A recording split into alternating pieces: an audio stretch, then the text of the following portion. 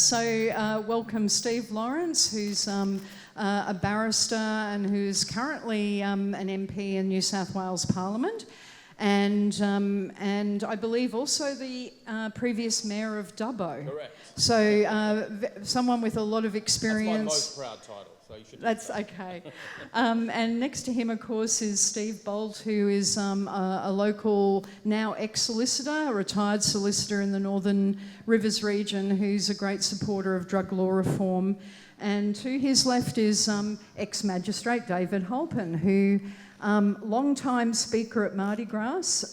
In fact, David was here way back at the beginning, sharing his views on how it's important to really change the laws. So welcome to you all, and so this is very much an interactive session, so whenever you have any questions, just please raise your hand.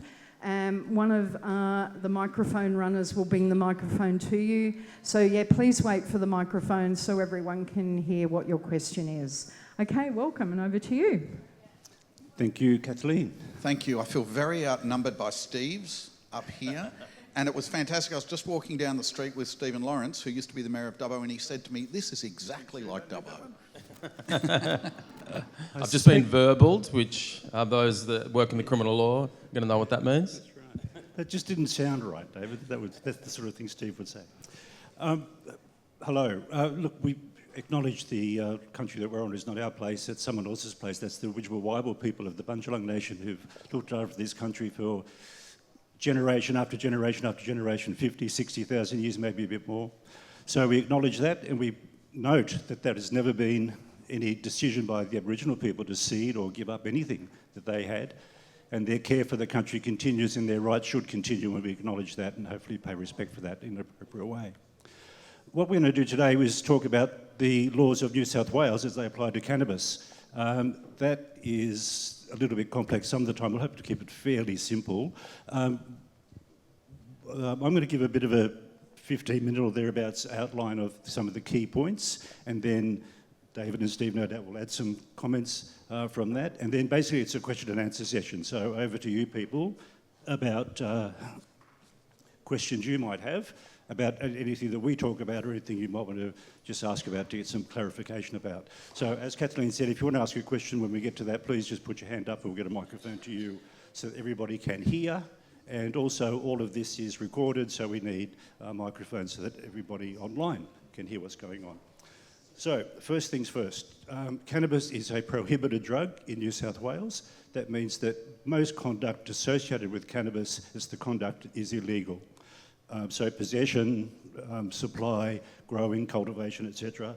The exception is prescription. If you have a prescription to use cannabis, then the possession of cannabis is not illegal, not an offence.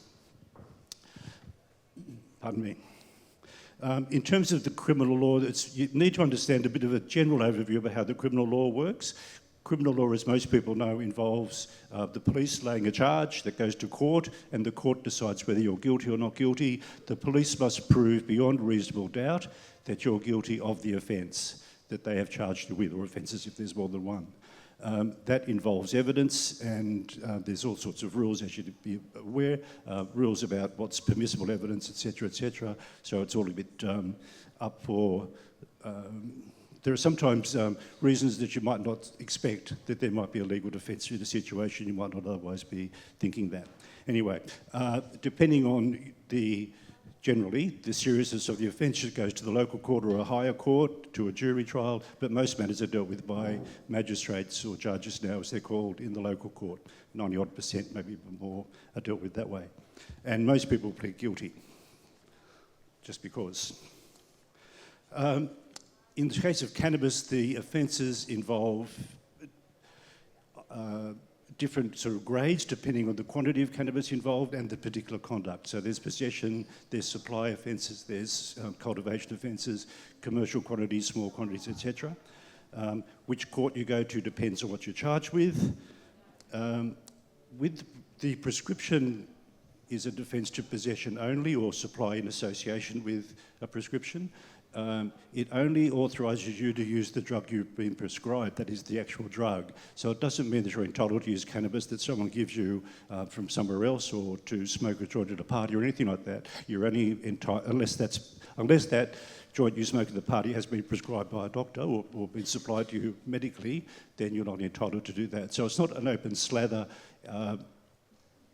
license or permission to use cannabis. It's a legal defence to the possession of that drug that's been prescribed to you. So it doesn't go that far. There's cautions available to the police. So for possession matters, possession of less than 15 grams, if you've got no prior record and the police want to do it, then you can possibly get, on their discretion, a caution instead of going to court. That's a useful thing to know. If you go to court and you're found guilty, the best possible penalty is having no conviction recorded against you. Not everybody has to get convicted. It's a sort of status that comes from, that's applied by the court. So you can be found guilty without conviction. That's called Section 10, and that's a reasonable possibility if it's a small quantity of possession, first offence, that sort of situation. Less and less common, or less and less likely, the higher the quantity and the worse your record is. Once you've got a record, it's difficult to get one if you've already got prior convictions. Otherwise, there's fines, good behaviour bonds, jail, eventually as maximum penalties, depending on what's involved in the offending behaviour and what your prior record is. Pretty much comes down to that in simple terms.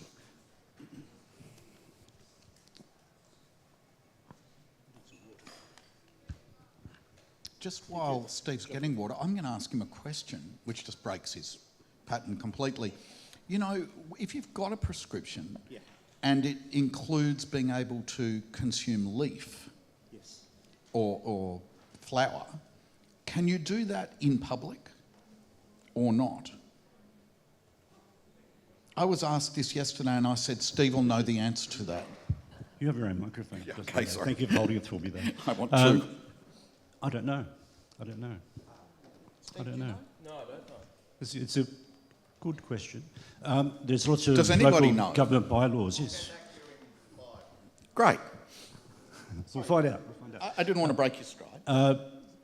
Yes. I wouldn't recommend it as a way of finding out.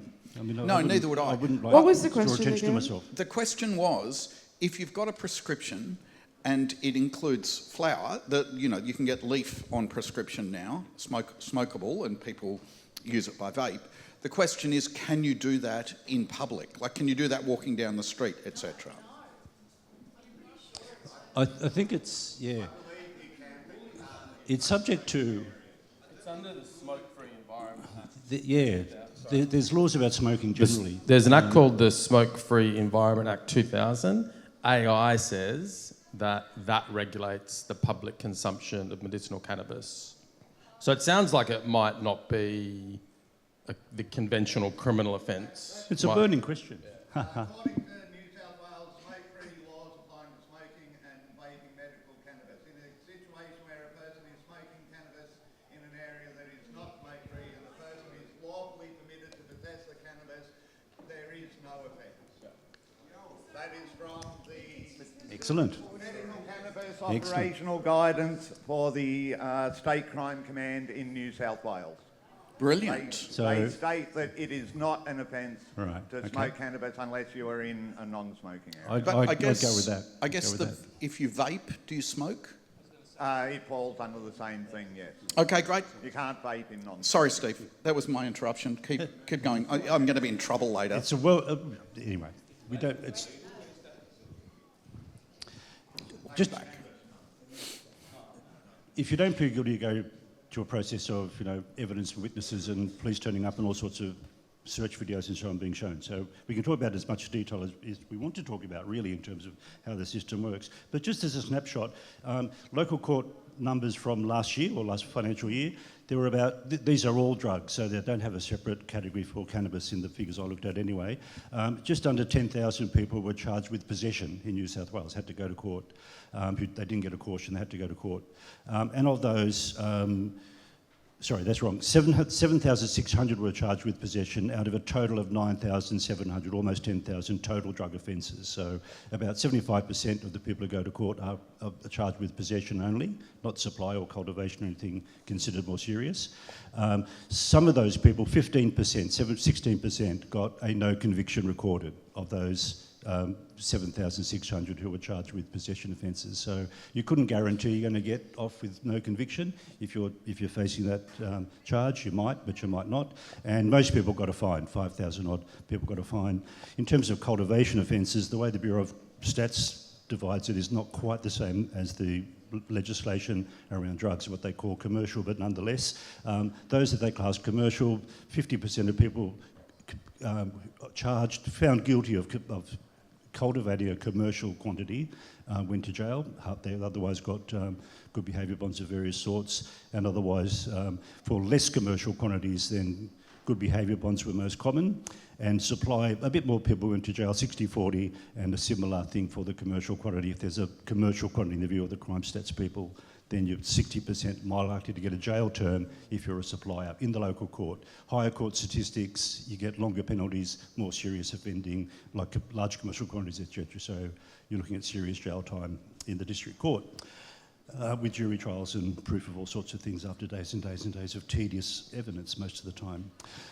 Driving is an issue that is the front of everyone's mind, really. It's an offence to drive with the presence of THC, not cannabis generally, but THC, in your saliva, tested by police. Random testing is possible. They don't have to have a reason. They can pull you over if they want to.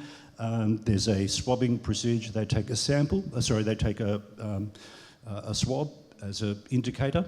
If that is a positive indication, they take you to a bus, if it's Nimbin, and it's MardiGrass, or otherwise maybe a police station, and do a secondary testing procedure. They take a sample of your saliva, stick it in a machine that means nothing much except you either get a 24-hour disqualification or you don't, and then that sample is sent off to a lab which is then analysed, and about 2 months later you get a notice that says you have been found guilty, or there's evidence of THC in your saliva. That's pretty much sufficient guilt, and depending on whether it's your first offence and some other things, you either get a penalty notice to pay $700 and something a fine and 3 months loss of licence. You can choose to take that to court and challenge it, or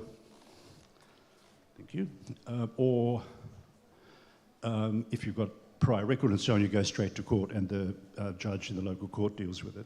If you get convicted, you lose your licence for 3 months or 6 months if it's a second offence, and the court has the option of imposing that Section 10, that no conviction recorded. You lose your licence if you are convicted. So you can be found guilty and not convicted.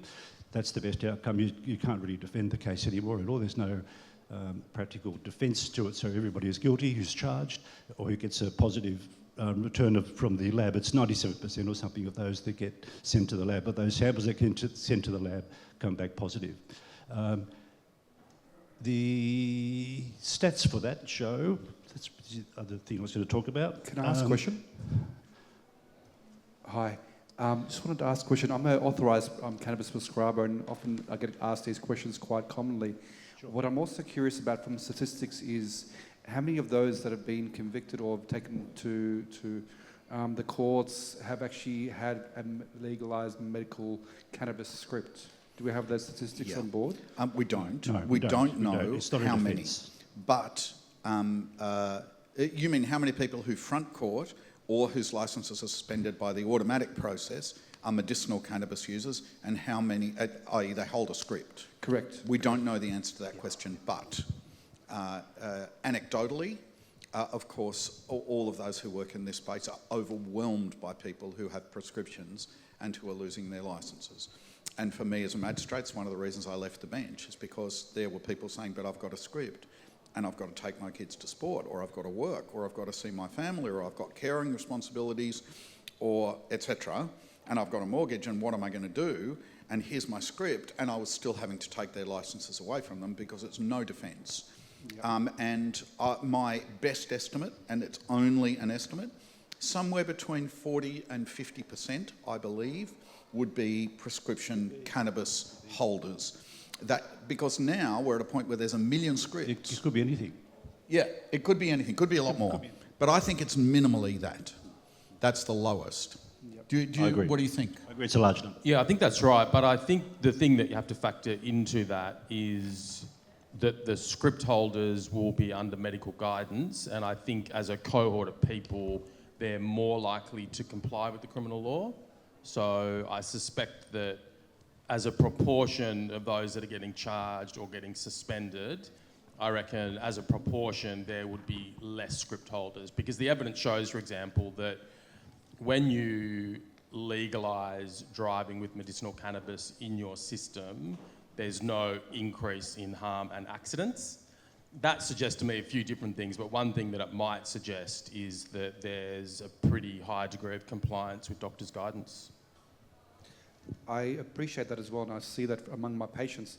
What I've always find challenging is, for example, those that are trying to abide by those kind of regulations, when they're taking the medicines at night, for example, by the next morning they're like, are they safe? Are they not safe? Are they going to be okay? Are they not going to be okay?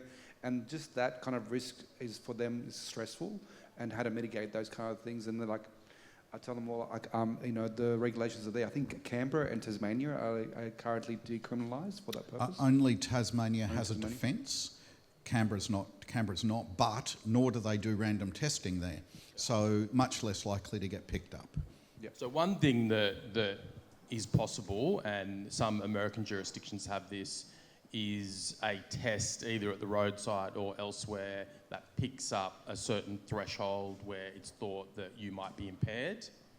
If that's brought in, say for example in New South Wales, then you might have a system where if you fail the saliva test, then you're then tested effectively for impairment. And I think that'll provide a higher degree of certainty for people. Might not be absolute, but you'll do away with this situation where you don't know whether very minute trace elements might be there for a week or 2 weeks or something like that, even though normally it should be out of your system quicker than that, but there's no absolutes in the area of cannabis because unlike alcohol, it's really difficult to accurately predict these things. Sorry, let's just say really quickly, the Premier Minns has announced the intention to review and legislate, but that's all that they've said basically, and there's no time frame. There's some agreement there should be changed to medicinal cannabis, but that's as far as we know, unless Steve knows anything more than that. No, so being the good friend of the Premier. Yeah, no, the Premier has, said publicly that he's open to reform in this area, and of course the basic issue is we only test on the roadside for a small number of illicit drugs, and we don't test for prescription drugs at all in that roadside testing process. So the argument really is, should we, and to what degree, should we treat medicinal cannabis in the same way as prescription drugs? That's what the government has basically opened the door to, but as I understand it, the policy work is still going on in terms of exactly how you do that. The next session after this is down at Indica, and it's a bunch of pollies. And Steve, you there too? Good, that's good. He's not there. So it'll be really good. But it's got Jeremy Buckingham, Stephen, and some other politicians talking about the policy. So we're trying to make this session, and it's fine, no problem, as much legal advice as possible. It all happens at MardiGrass. It all happens. It all happens. More than one Everything venue. happens. So just on the legal advice thing, just before we go to questions, can I just say one thing about possession? Yeah. Sure. So I just wanted to talk about two scenarios that come up very commonly in the criminal law, and I've definitely done a whole range of hearings and trials on these two issues, and it relates to when are you guilty of possession or supply on account of an allegation of possession. And a couple of scenarios come up pretty commonly. One is a scenario where people are living in shared premises, or people might be in a car, for example, and there's multiple people in the car. And there's a principle in the law that basically says that if a quantity of cannabis, for example, or some other drug, is sitting in a shared area of a house, then the prosecution, except if there's some other evidence going to who's actually responsible for it, who's actually in possession of it, the prosecution normally won't be able to prove beyond a reasonable doubt that any individual is in possession of it. It's not a sort of categorical rule, but it's a pretty important rule, pretty important sort of factual issue in the criminal law. Another one relates to people, and this happens a lot at music festivals. where people might take a whole lot of drugs into a festival, often for friends of theirs. So you get this situation quite commonly where a young person outside a festival agrees to be the mule and take some drugs in for their mates with the intention of redistributing them to their friends on the inside, and someone's basically assuming the risk, I guess, in that situation. In that situation, legally, that person's not guilty of supply, even though they intend to supply, in a physical sense, the drugs back to their friends inside, because they're only temporarily in possession of those things. So those two factual scenarios, I think, are a bit of a guide to how complex possession is in the law, but also useful for you to understand because they come up a lot, I think, in this area. And Steve and I, we said this yesterday, but different audience. Steve and I wrote a book some years ago called Rough Deal, Your Guide to the Drug Laws. And we had a section on basically where to store your drugs if you live in a group house. And same applies with cars.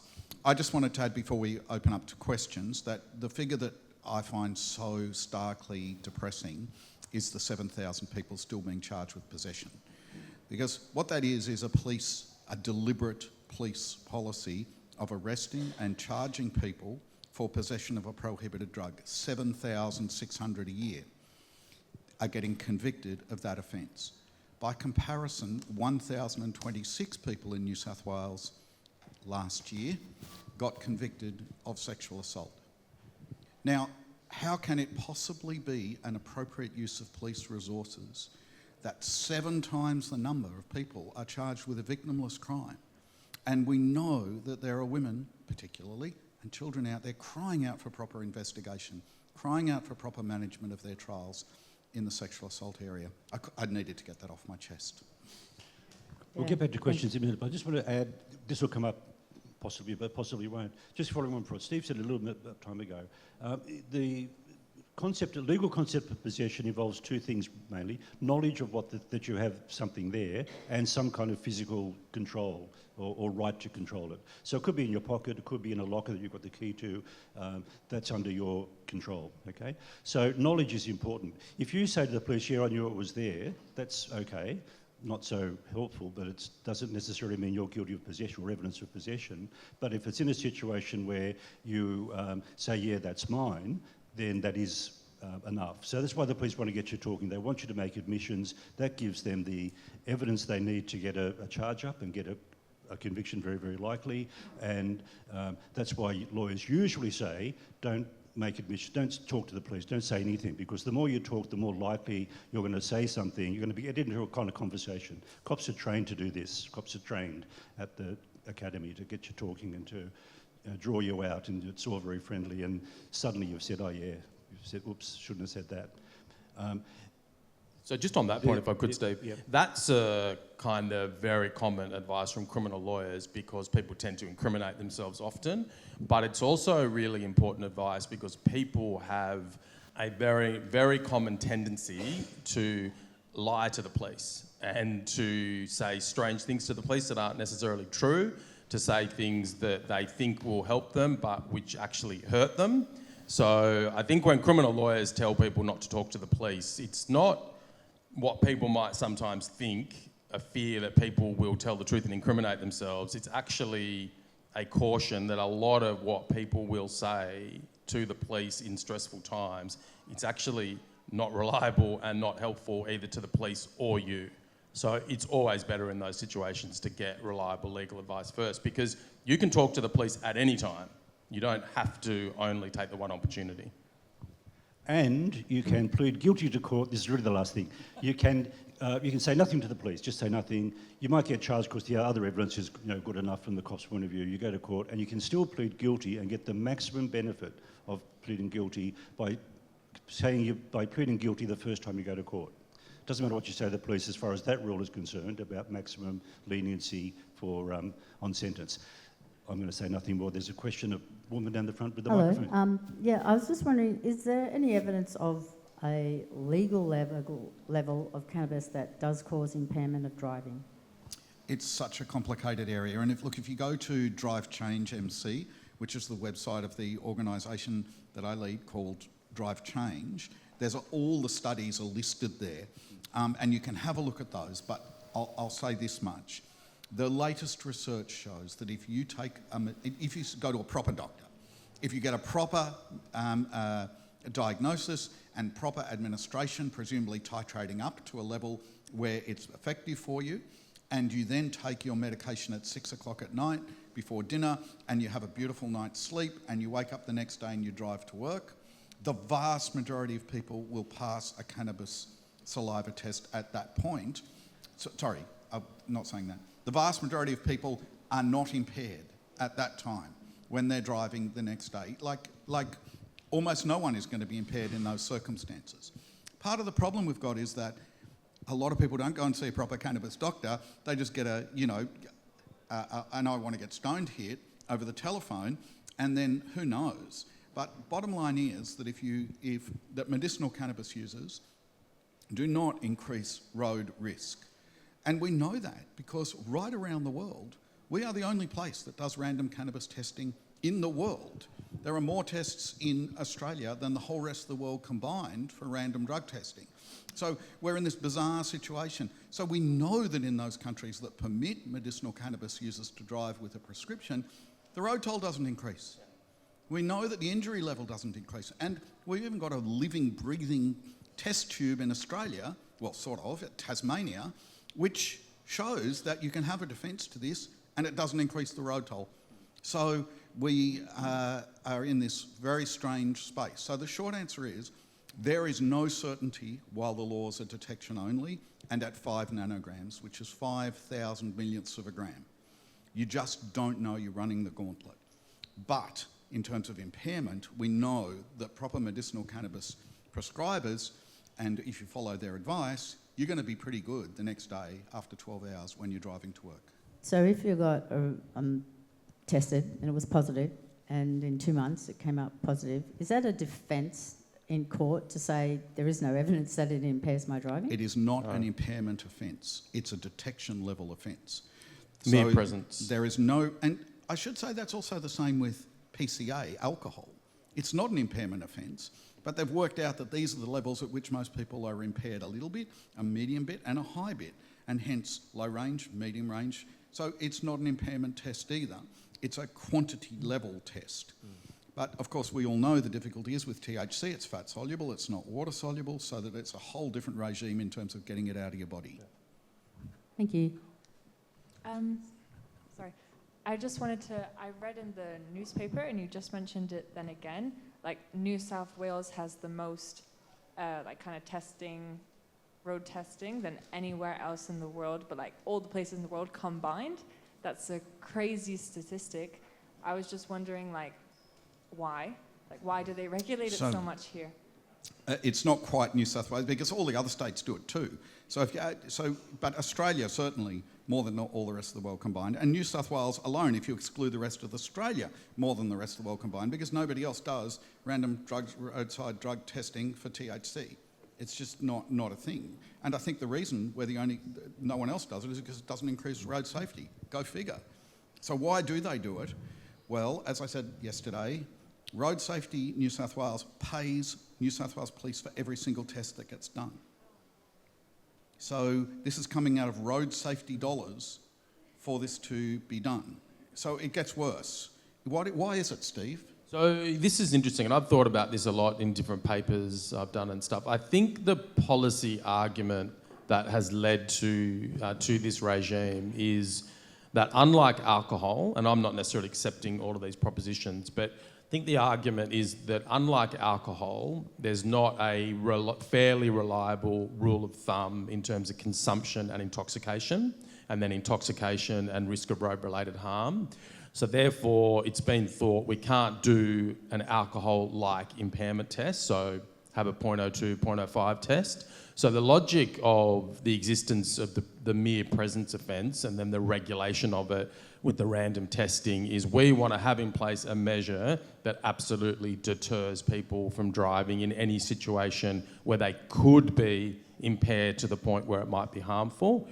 But I think there's a fatal flaw in that policy logic. And I think that fatal, well, there's maybe two flaws now in light of technological changes, it seems you can now test for impairment, and there's some American jurisdictions that are doing it, and I know that it's something being considered here. But I think also with medicinal cannabis, in jurisdictions that have effectively legalised driving with medicinal cannabis, because people follow doctors' instructions and it's a cohort of people that under the existing regime, so if you're looking for a difference in the incidence of harm, if there was to be an increase at the point where you legalise it, presumably that would be people that were previously not driving that all of a sudden are driving, but you don't see that increase. So what that suggests is that there's people complying with the criminal law that are currently having scripts for medicinal cannabis. So this kind of spectre, which is unless you have this deterrent policy, you'll have all these people smoking cannabis and driving, it actually doesn't work. It's not an effective change agent in terms of behaviour. So I think that's the policy logic, but I think it's pretty flawed. Also, there were a number of deaths, really serious incidents involving truck drivers and amphetamines. And it's in that environment, and as I like to remind the Greens, they voted for this legislation in New South Wales because it was framed in a whole context of increasing road safety. And let's face it, we all want to stop deaths on the roads. But, you know, the irony of it all is, of course, that I've looked at every single road death I could find and incident around MardiGrass, and there was no increase in road deaths or injuries around MardiGrass, yet here we are in a siege with every entry into and out of Nimbin with a roadside drug test. I mean, it says it all, really, doesn't it? Sorry, David. Hi, yeah, look, I just wanted to pick up on your earlier comment about there being no other defences apart from Tasmania. And in Victoria, we don't have, I think, what could be defined as a proper defence, but we do have an exemption. And that exemption applies where if you test positive at a roadside test, if you're not booked with impairment, okay, so it's separating presence from impairment, which we know is part of the holy grail for us in this area. But if you are not charged with impairment, you have the right to go to a magistrate and argue your case if you've got a Medcan script. Now, up until 31st of March, magistrates were required, mandatory, to take away a licence for 12 months, a fine, a conviction recorded, and you had to go in for diversion training, which was particularly humiliating. What we're seeing now is that discretion for magistrates has been returned. The record so far, and there was also a range of undertakings from the government in the second reading speech about how magistrates should interpret that law. And as a result, what we're seeing now is so long as people go in, if they've got the script, they're walking. They're not getting fined, they're not getting convicted, they're not going to diversions, they're not losing their licence. We've got one magistrate who's been handing out a few good behaviour bonds. We've got a couple that are confusing, where it's a combination of presence but also speed or driving without a licence or whatever. But otherwise they're walking. And it's not ideal, it's not what we'd prefer, but it is a workaround and it is keeping people's licences. And I just wanted to say, if there are Victorians here, the critical thing is to actually fill out the relevant form and get into court, because they're all winning, and we've got people being represented, we've got people doing it themselves, and they're all walking with one or two exceptions. So I think that's a good reform, but I think it's only a stepping stone along the journey to where we have to get, I think, because those sort of systems that rely on election, they're disproportionate and discriminatory in the way they operate, because not everyone can access them in the same way. They also, start that process of enmeshing people in the criminal justice system as well, which is incredibly harmful. So I think that's good Victoria's done that, but I don't think it's a sort of awfully significant step on the road that has to be travelled. Also, all that really means is Victoria caught up to where New South Wales has always been, which is in New South Wales, there's been the ability of courts to give Section 10. Now, it's slightly better than New South Wales in two regards. Number one, in New South Wales, you can't get two Section 10s within 5 years. That's not the rule in Victoria, and I guess we'll see what happens when people come in for their second and third offences to Victorian courts, because, as I understand it, time frame-wise, we don't know that yet. And generally speaking, Section 10 used to be called the first offenders regime, so we don't know what's going to happen. And the second thing is in Victoria, of course,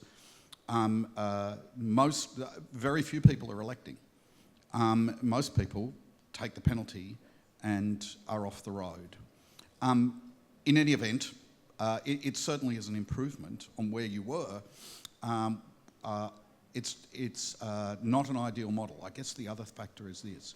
Anything that relies on magisterial discretion depends upon the government of the day, in a way, and the policy and the way it's applied. In New South Wales, I think Steve's figure was 17% are getting Section 10. Yeah, full position. I'd love to know what proportion of those are first offenders.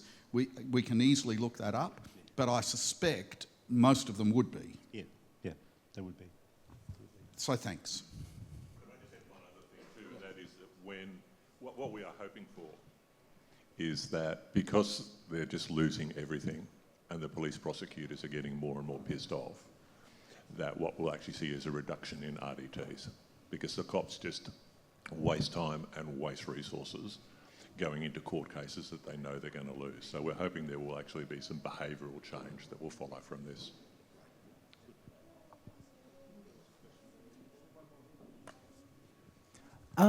Earlier it was talked about that in some jurisdictions within America you can be tested for impairment rather than like it just being in your system.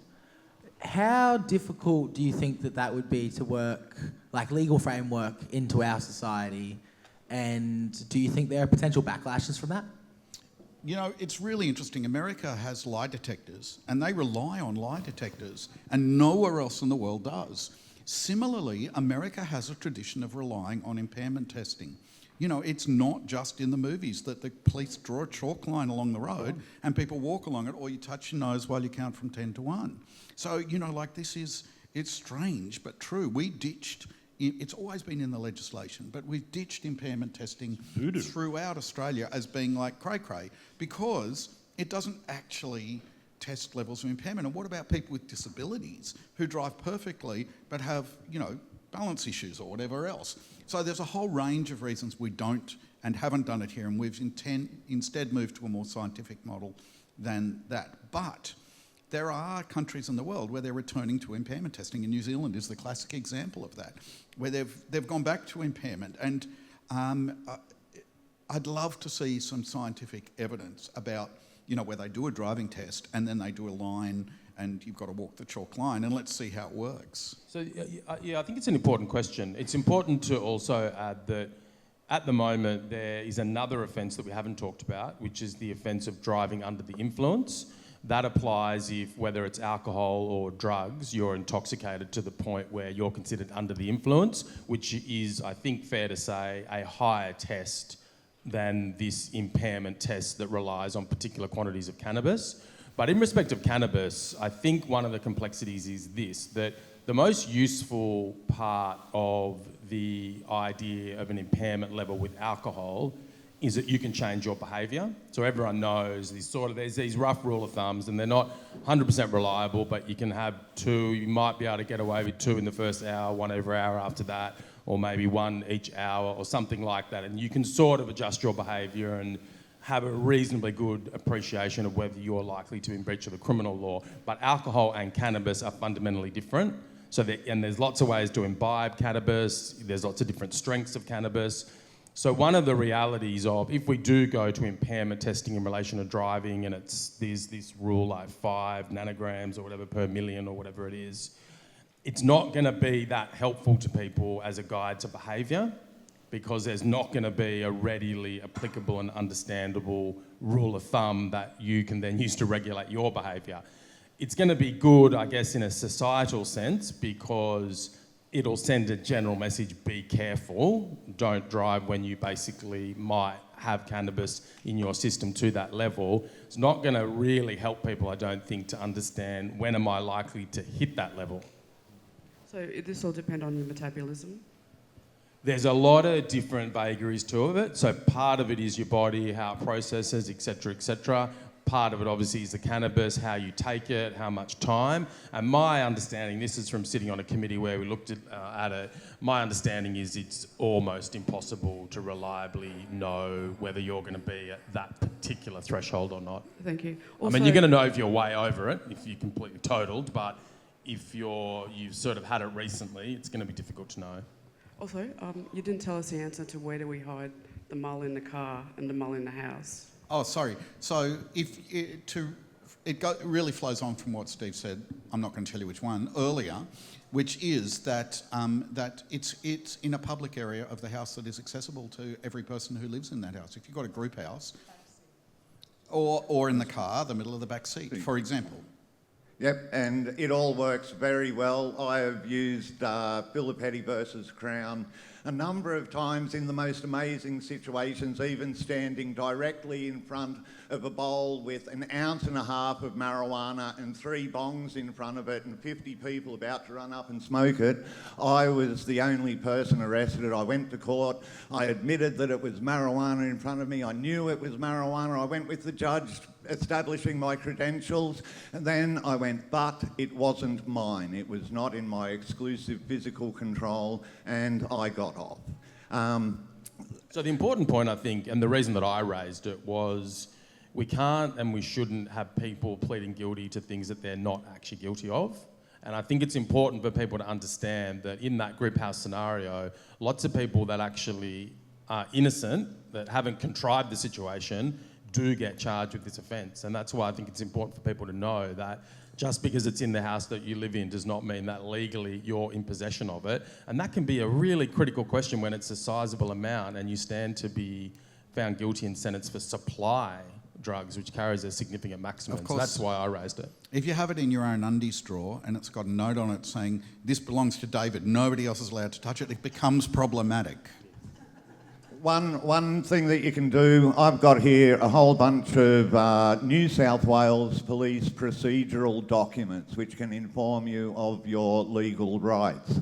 Of particular concern is drug detection dogs. Many people believe that a drug dog sitting next to you is enough evidence for a police officer to search you.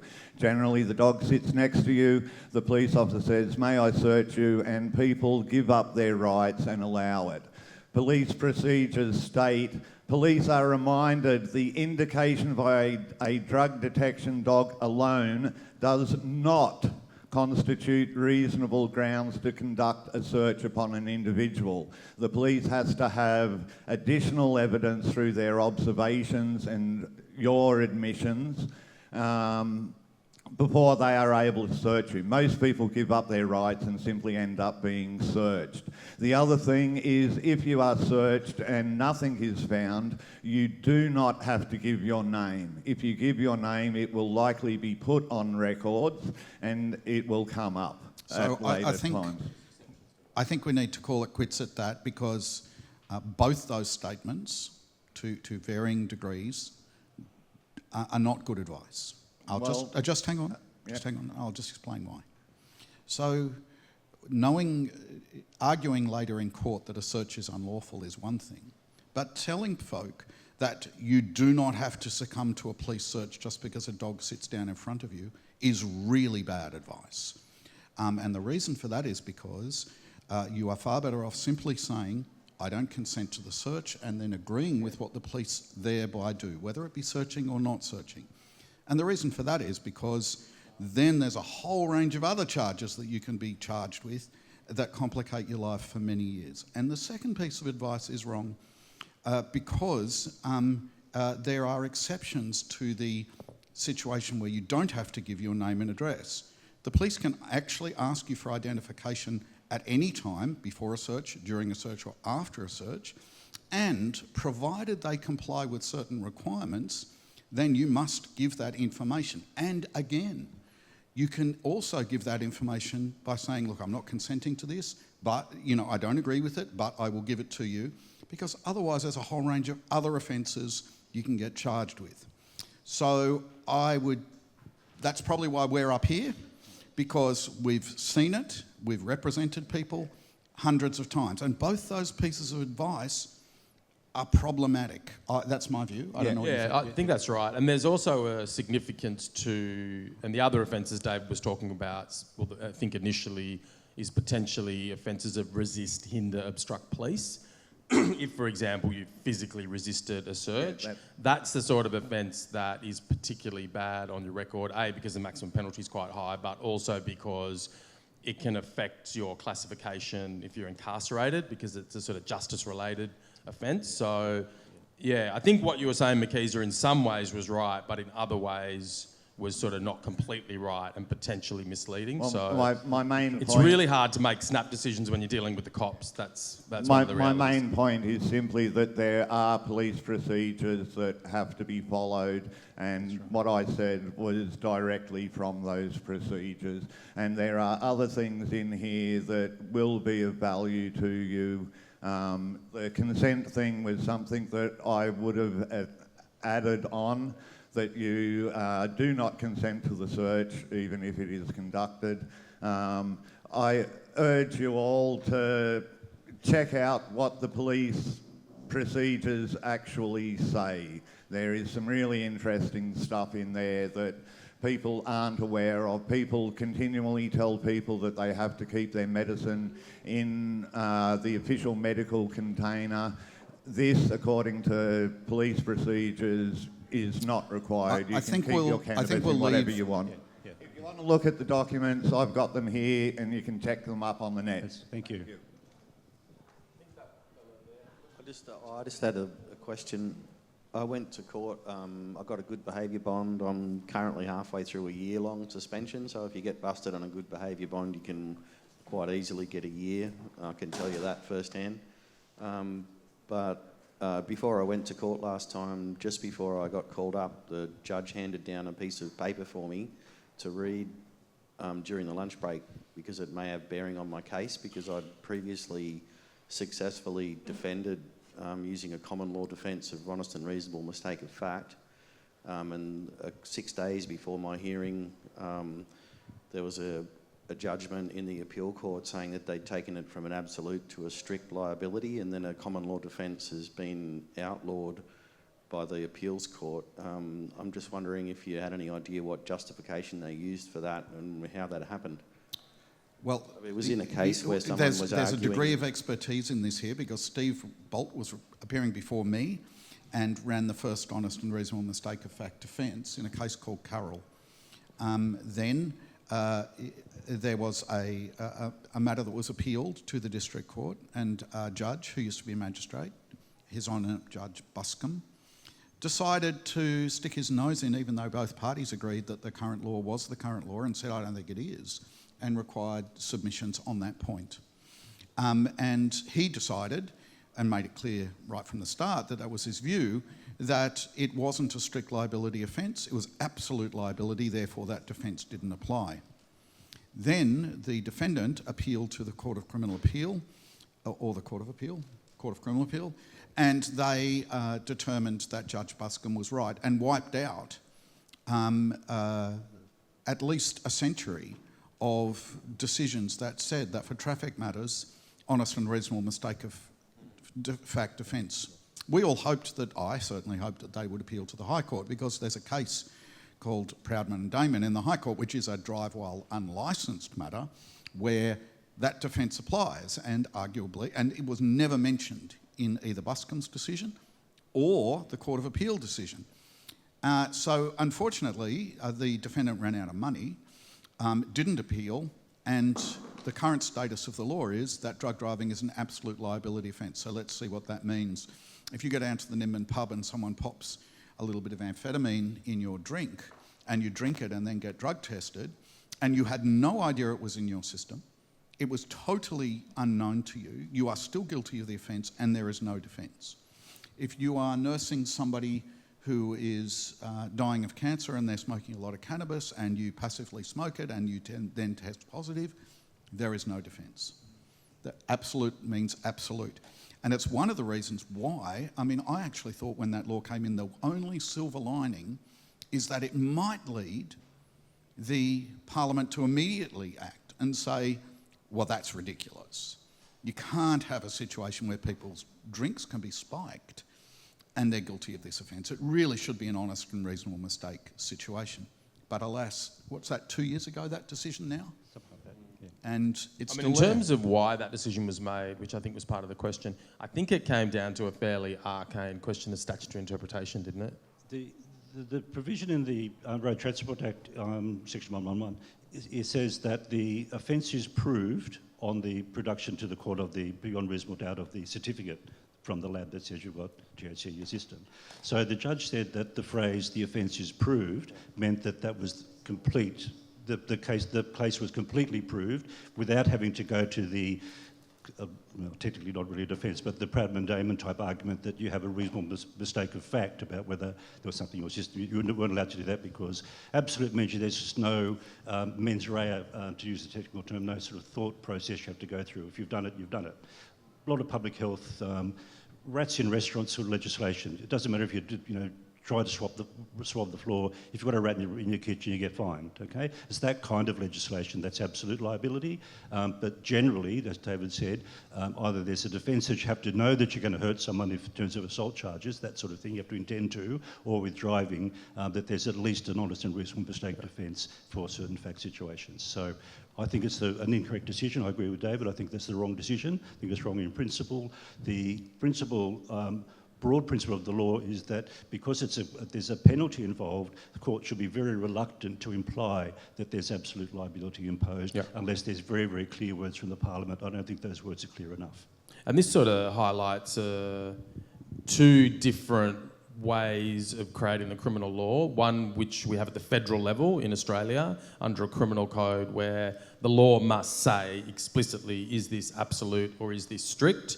And there's a kind of chapter in the code that really tells you directly, as compared to the system in New South Wales, which is a more common law system, not a code system, where the courts kind of read in and sort of decipher it and infer, and the law doesn't have to be explicit. And I think the former is much more democratic and preferable, in my view, even though it can be complicated, because the citizen, at least in theory, can actually look at the law and know what it is. And one other aspect to that is, if you read the Court of Criminal Appeal decision, it has a line in it that so offended me, and I'm sure will you, which is that the penalty of a fine and a minimum 3-month disqualification is so minor that it's of very little significance. Well, tell that to people who live in Kawangla. Tell that to people who live in, have to get from one side of Lismore to the other. I mean, it is the most, only a Supreme Court judge could say, who lives in Sydney with a car and a driver, could say that. Some of them are lovely, with a straight face. So, yes, I did publicly comment on that and I didn't get a nice letter. But yeah, thanks so much for the question. It's a really important point. We have run out of time, unfortunately. We have other things, other entertaining things. So we infotainment. do have one more question. One more question. I was going to say we might have time for one more, but and then that's it. Yep. Just ask people to chat to our speakers personally. They'll be around to answer any more of your questions. I won't be, because I've got a 12 o'clock panel. It'll only be Steve. That's Steve. Yeah, me. Okay, please go ahead. Thank you. It's a complex topic that, as a practitioner prescribing, it's quite difficult to have this conversation with my patients. So I have a question. I think you may have alluded to this already. Is there a resource place that I can refer my patients to? Yeah. And the second question I have is, given that a lot of people want to, my role is to try to mitigate the risk and help my patients to mitigate their risks. So in doing so, there's obviously different products. We've got like gummies, we've got oils, we've got pasta, we've got flowers, we've got vape. Do we have, and given the different variability with each individual in terms of their metabolism, do we have some kind of guidance in terms of what's going to have reduced impact by the next day? I can answer that pretty quickly. Firstly, I'd love to know what you put on your Valium prescriptions. I presume you put on something like do not drive heavy machinery after using this drug. Well, I would guess it would be about the same. But the answer to your question is, and you would know better than me because you're a medical practitioner, but I heard a lot of expert evidence sitting on the bench about this individual topic. There seems to be little doubt that, for example, shelving, which is using a suppository, has very low risk of being picked up in your saliva, because the transfer from blood, unless you've got a mouth ulcer or you vomit or something along those lines.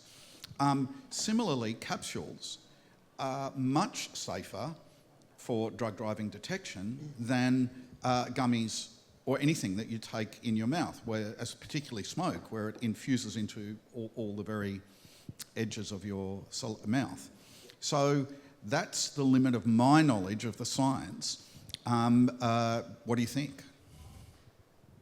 That's why I'm asking the question, because this is because what I understand is that often the oils and the pastels will have a much longer half-life due to the metabolism, and much shorter with the buds.